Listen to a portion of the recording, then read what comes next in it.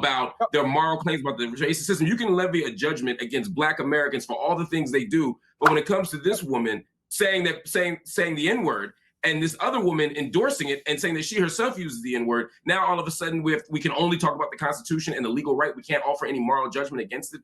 That's disingenuous, and it's as the only Black American up here, that's quite frustrating to hear. Here's the thing.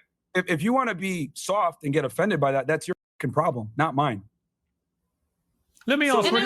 We're not even. Let me ask Ricky. Ricky, this isn't about being soft any more than when you were desperately saving these white people. Hold on.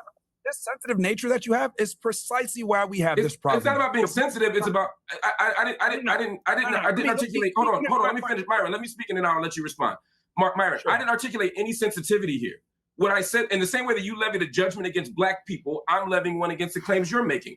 I'm no more sensitive than you were when you made your claim. I'm simply saying I disagree with you. And to immediately jump to you're being sensitive is just a distraction. I'm making an argument here. A few moments later. They want unashamedly, and you will go not on then, have say it. Say you the will M. not have Go on, free go on. Say the M word. Go on.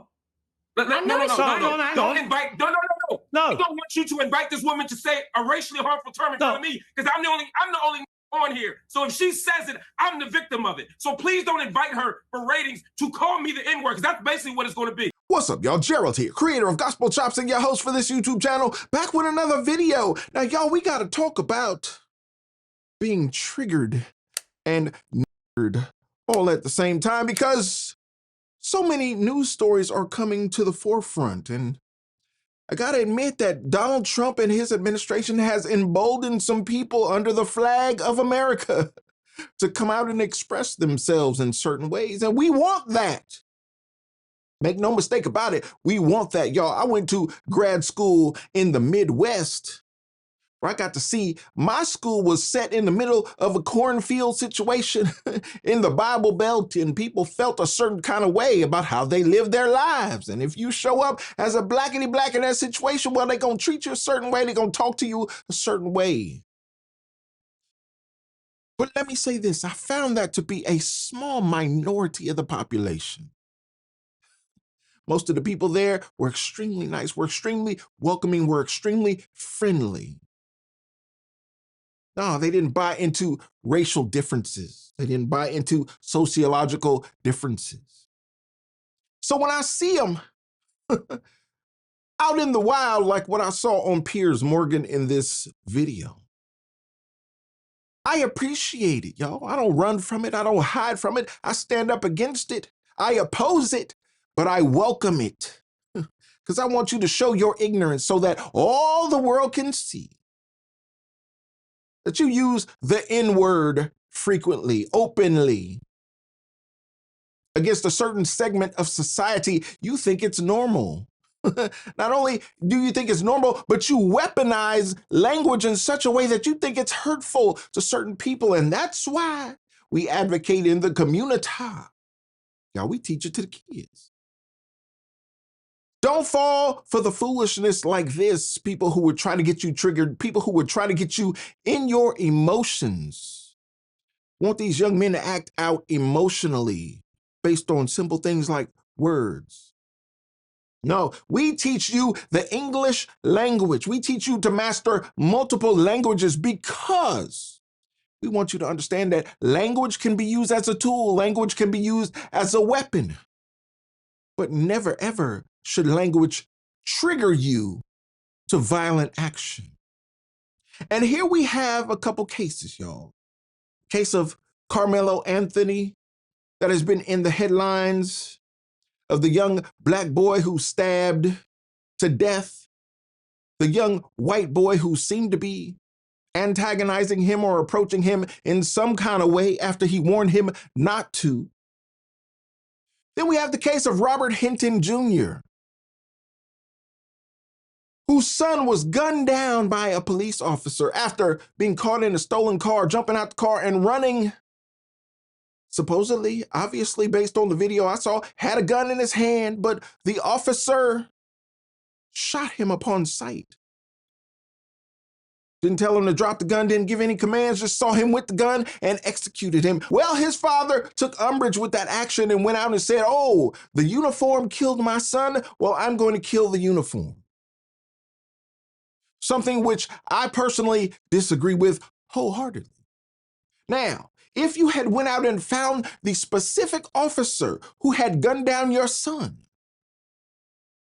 I wouldn't agree with it even still under those circumstances, but I would understand where you were trying to come from. But just to pick a random person in uniform, well, see, it makes me hearken back to those thoughts I had as a young man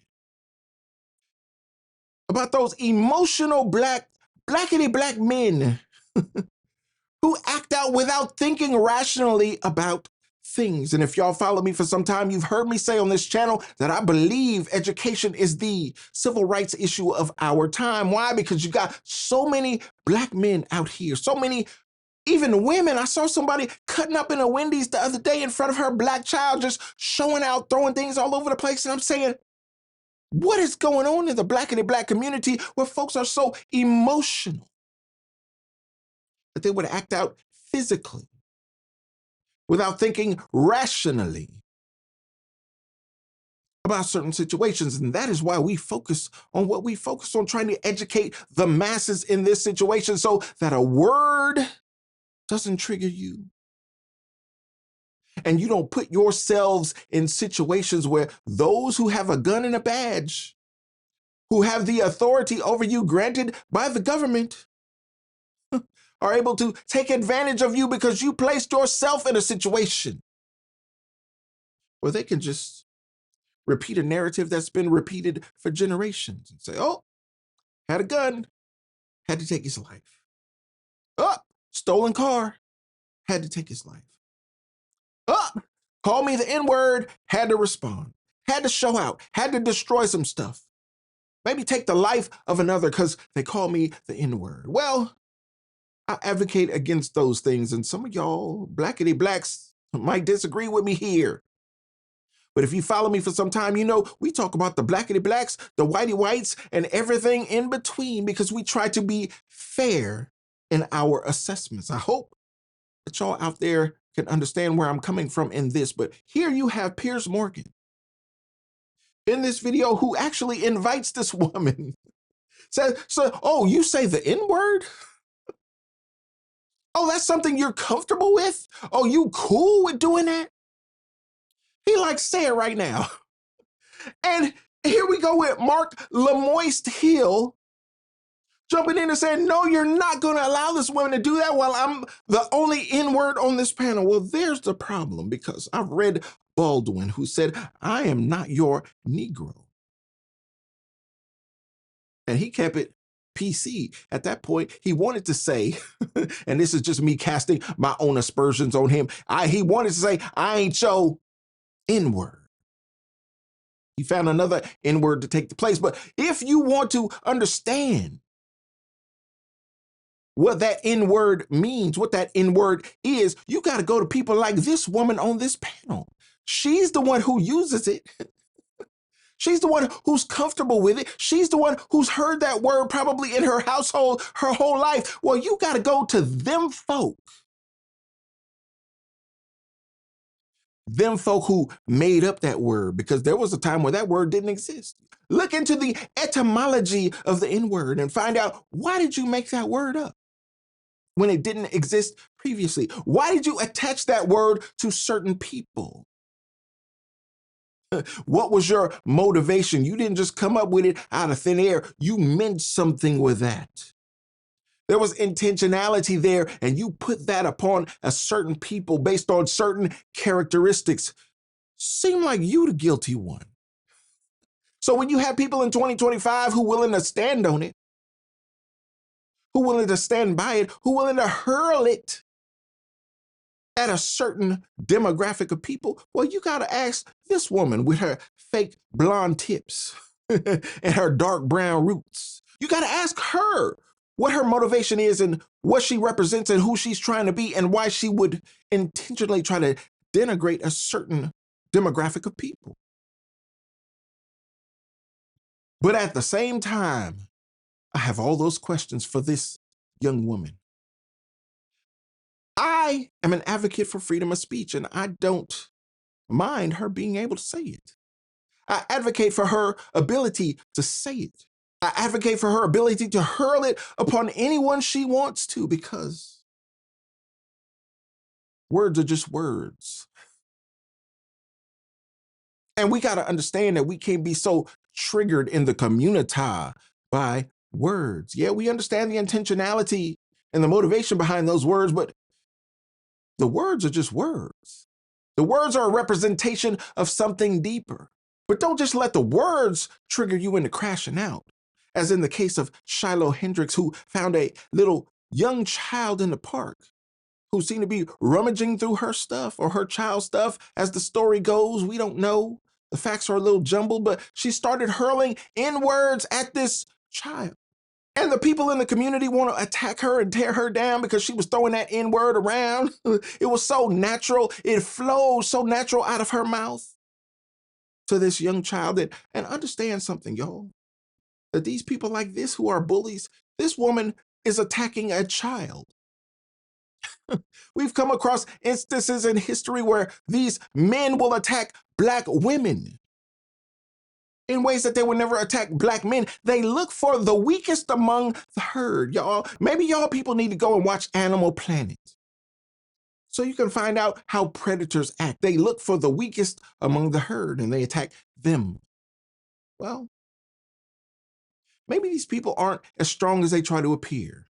Maybe these people aren't as intellectual as they try to appear. Maybe these people who invented a word understand the wicked machinations and etymology behind the word. Oh, they find this triggering, so I'm going to use it. Well, listen.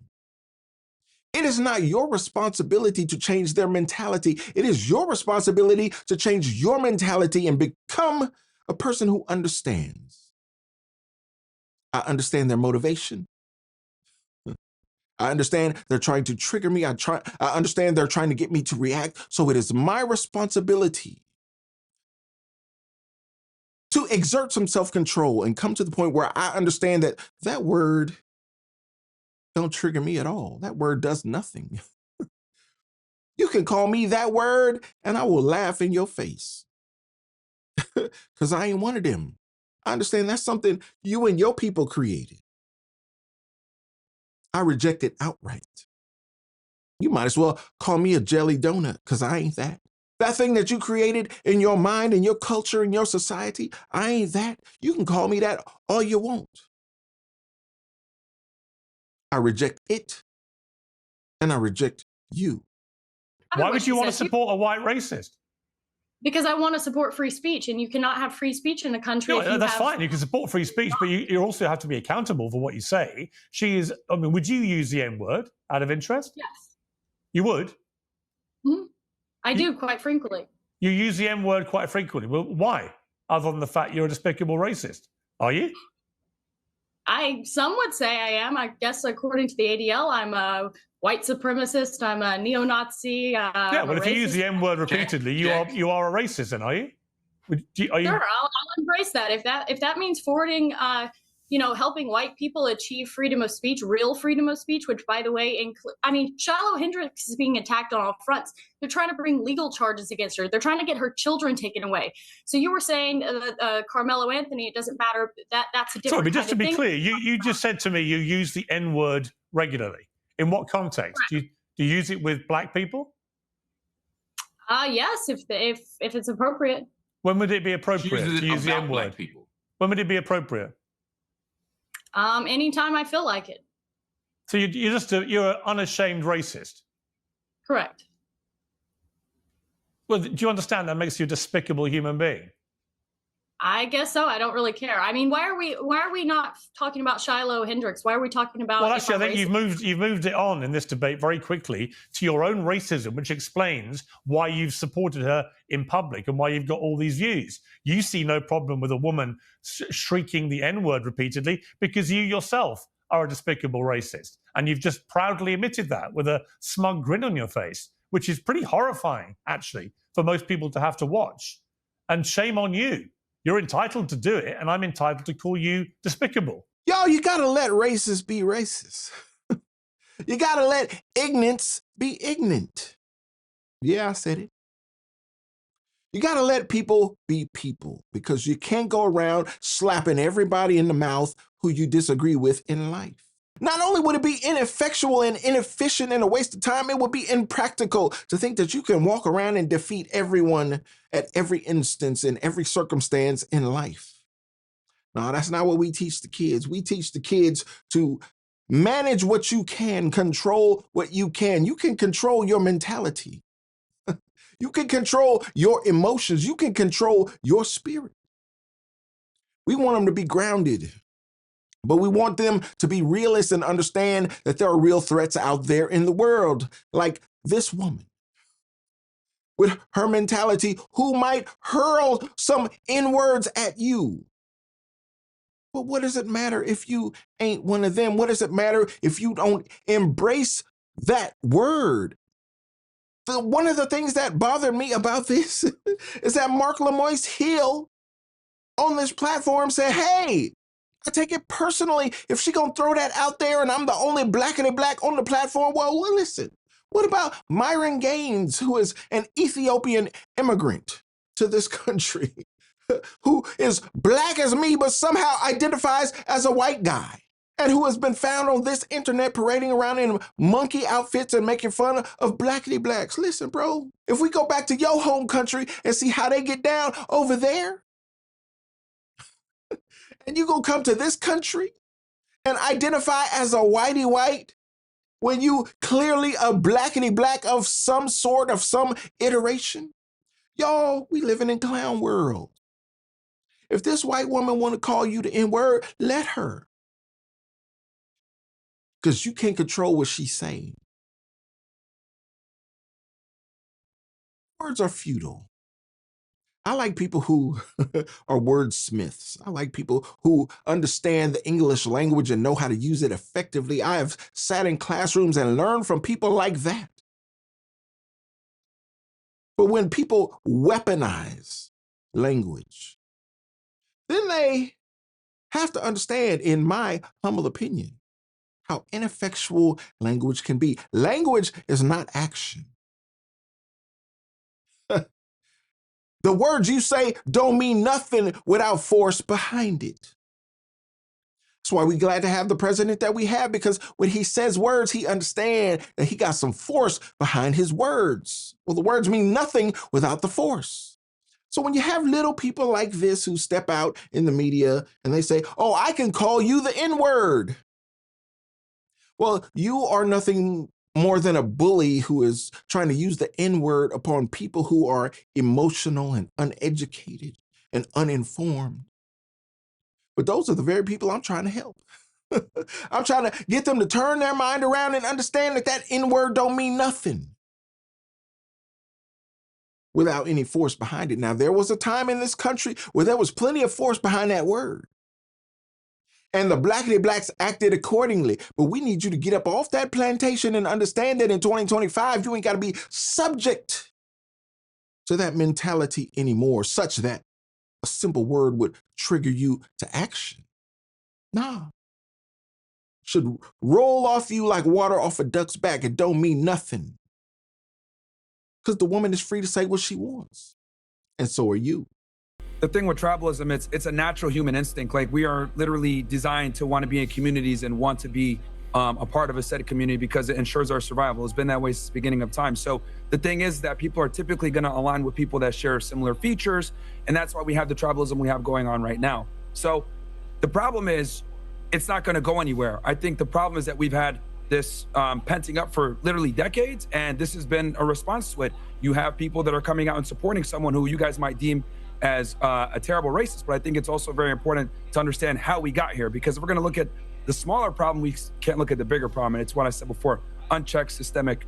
All right, Mark Lamont Hill, your last words on this. This repeated use of the word, I think, first of all, I want to just register that as offensive, particularly as someone who doesn't identify as a member of that community and who is not, right? I think that's incredibly I'm the definition of African American. I'm the definition of African American. And troublesome, and to as a Sudanese American or an outsider who's using African American in a very technical term, the same way that Elon Musk is an African American, I think it is a bit disingenuous. But the bigger issue here, I think, is that this idea of equating of one side to the other side often loses track of this issue of power.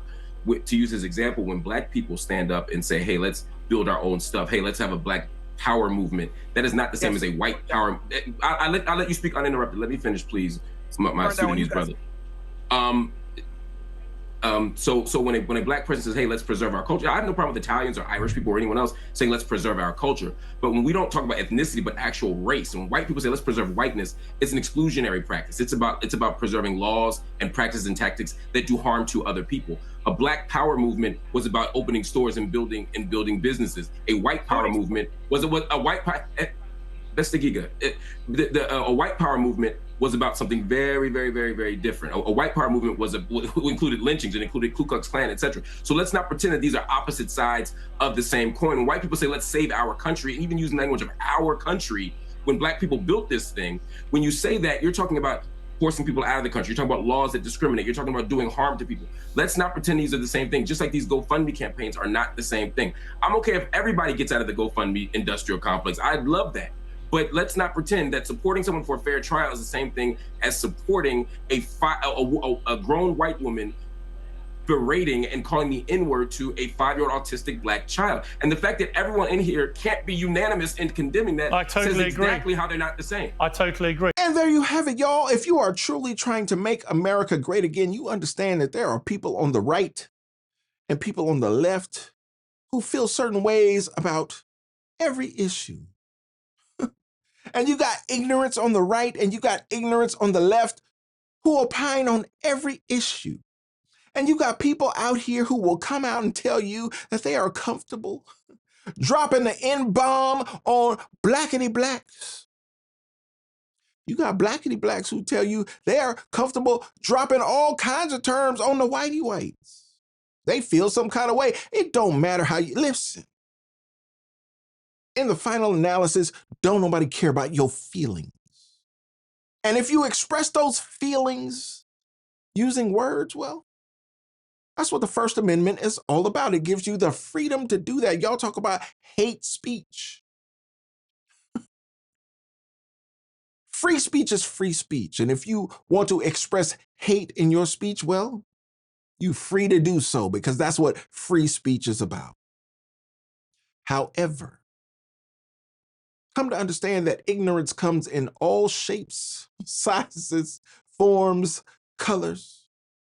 And just because somebody come out here with some blonde tips don't mean they ain't as ignorant as a rock. Just because somebody come out here with some natural locks and dreads don't mean they ain't ignorant as dirt. But you got to be somewhere in the middle, which I believe most Americans are, right there in the middle. Not falling for the far left or the far right. Just understanding that most people in this country are good-hearted people. Most people want to get along with their friends and neighbors and family members and want to have a good society. But there are those who pop up every now and then and will hurl hate spewed out of their mouth from the right and the left. Well, if you centered in the middle, if you are centered in God, if you are centered in faith, then you understand that you can shake all of that stuff off. Shouldn't affect you at all. And you certainly shouldn't be emotionally reactive to something as simple as words. You can't control what comes out of other people's mouths, but you can control how you react to what comes out of other people's mouths. And that's what we teach y'all. When we get in your son's ear, when we get to talking our talk. Learn self-awareness. Learn self-control, because there will always be people like this who come out and try to trigger you, who try to convince you to crash out. This is psychological warfare as much as it is physical warfare. She trying to throw the N-word at you such that you react in a way that will land you in prison or land you in the grave. Well,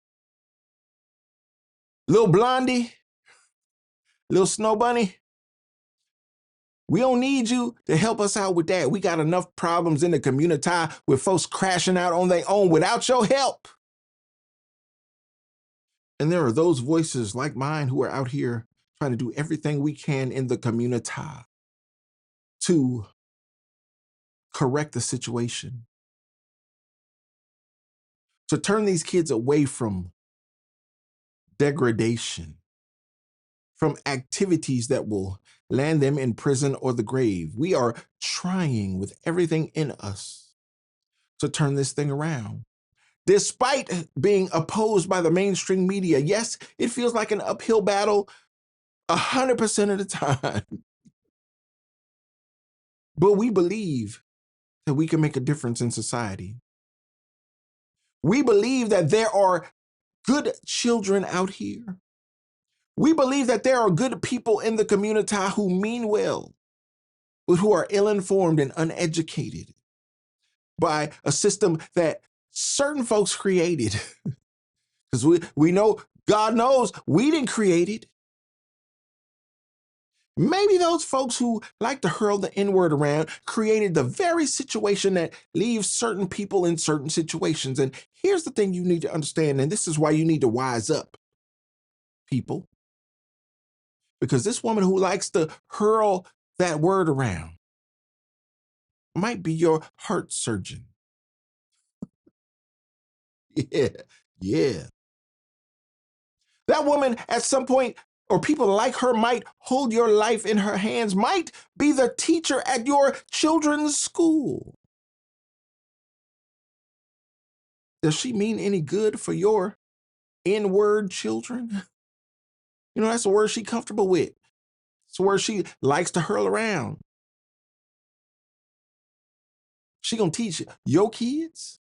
Y'all remember Malcolm told you, why would you put your kids' education in the hands of your enemies? And I'm paraphrasing, I understand it. But listen here, let me give you this story on my way out the door. There is a friend I had in elementary school, middle school, had the same name as me. My name was Gerald, his name was Gerald. We connected early on. He was from the hood. My family lived in the hood. I hung out there with my cousins and whatnot. We connected. We played on the same basketball team at the community center. We hung out. Long story short, I'm the blackety black Gerald. He the whitey white Gerald. We two peas in a pod. We rocking out. Turns out, y'all, I came to see this man on social media, I don't know, maybe 10 years ago. Turns out that this young man who, listen, we wouldn't nobody have blinked that he dropped the N-bomb. You know why? Because he was raised in the culture. He was raised in the hood. He was one of us. Even though he looked different, he said, hey, bro, don't trust them. I've been around them. I understand what they about. He talk about his own family. He talking about his own culture. He's saying, bro, I done got down with y'all in the hood. I rock out with y'all in a real way. But these people over here who look like me, man, don't trust them. That's what he said. Turns out about 10 years ago, the man logged on to social media. He said, I'm going down, bro. I gotta go in this police station. I'm about to hand my wallet and my keys to my cousin. I'm about to walk in here and not come out. He surrendered himself to law enforcement, had a warrant out. And we ain't heard from that dude in at least a decade on social media. Last time I saw that post. How ironic is it that so many people out there feel emboldened under the Trump administration to run around throwing the N-word around? And there's my little friend, my little buddy, my little homeboy, who, because he had a pass to the picnic, who, because he was invited to the cookout, because he was legit from the hood. He didn't look like us, but he acted like us. He was familiar with us. He was family. You see, people, ignorant people like this woman who showed up on Piers Morgan, she don't understand. It ain't about color. It's about culture. Either you with it or you ain't. Either you down or you ain't. Either you familiar or you ain't. Who'd have thunk that this little white dude named Gerald, on this very day as I'm making this video, would be in the situation he's in, such that I am sitting here making this video for you, for your education and your edification as a blackity black. And that other Gerald, as a whitey white who grew up in the same hood, running them same streets, is in prison. We ain't seen or heard from you, bro, in 10 years. I need you to understand what I'm getting at here. The things that this woman is espousing, the things that this woman call herself standing on, the things that Mark Lamoist Hill call himself running from and afraid of, these things are meaningless to me and you being able to get along and cooperate in spaces like this. It's a stupid discussion. It's a worthless discussion. Let's get down to the elements of these different cases, to the fact pattern of these different cases, and let's discuss facts. Because if you can only sit back and discuss skin color and couch that skin color in pejorative names that come from one culture and was pressed on another culture, well, seems like your intellect is paper thin to the point where I don't deal with people like you. Think deeper. Go harder. Be better. Because that N-word don't mean nothing to people who ain't N-words. And I know some of y'all say, what are N-words? What are you talking about? Well, let her define it. And then you'll find that there are people who might look a certain way that don't meet that definition, even though they present a certain aesthetic in American society. Shows a weakness in your intellect. Shows a softness and a vulnerability in your argumentation, which can easily be exploited by melanated people who have been in certain spaces that weren't designed for us. As a matter of fact, were denied to us at a certain point in American history. Well, we ain't going into that on this video. We just gonna call you stupid and leave it at that. Y'all let me know what you think about this, being triggered and niggered on this video. I'd love to know your thoughts in the comments. And if you bold enough and you bad enough and you ignorant enough, you can drop an N-word in the comments. I won't even delete it. How about that? Because it don't affect me at all. And don't forget to like the video. Subscribe to the channel and share the video so we can get more people involved in the conversation, y'all. And like I always say, always remember and never forget, without the gospel, it's just chops. Until next time, peace.